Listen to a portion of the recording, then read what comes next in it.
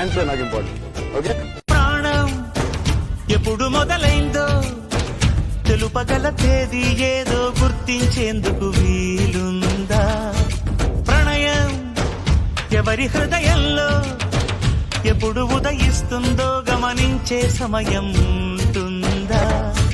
ప్రేమంటే ఏమంటే చెప్పేసి మాటుంటే ఆ మాటకి తెలిసేనా ప్రేమంటే? అది చరితలు సైతం చదవని వైనం, కవితలు సైతం పలకని భావం, సరిగమలెరుగని మధురిమ ప్రేమంటే. దరిదాటి ఉరకలు వేసే ఏ నదికైనా తెలిసిందా తనలో ఈ ఉరవడి పెంచిన తొలిచిన కేదంటే?